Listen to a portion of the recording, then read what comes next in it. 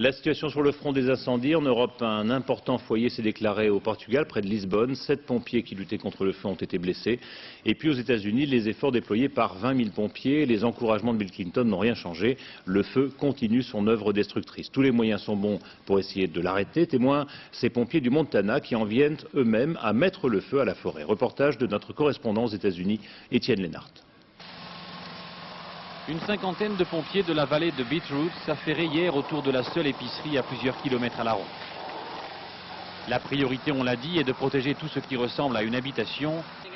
Et l'incendie qui ravage depuis une semaine maintenant l'un des plus beaux parcs naturels du Montana se fait menacer.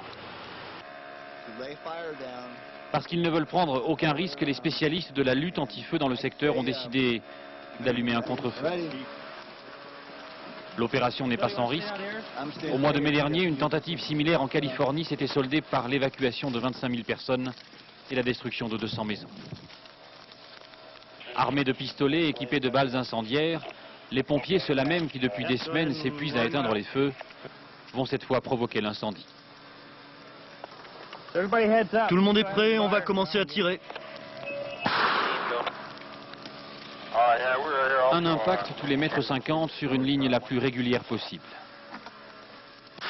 L'objectif est de contrôler l'évolution du feu. Lorsque l'incendie, le vrai, descendra la montagne, il ne trouvera plus grand-chose à brûler. Quand tout ça aura brûlé, que ça aura refroidi, tous les moyens qui étaient en place ici pour protéger l'épicerie pourront être déployés ailleurs sur d'autres foyers.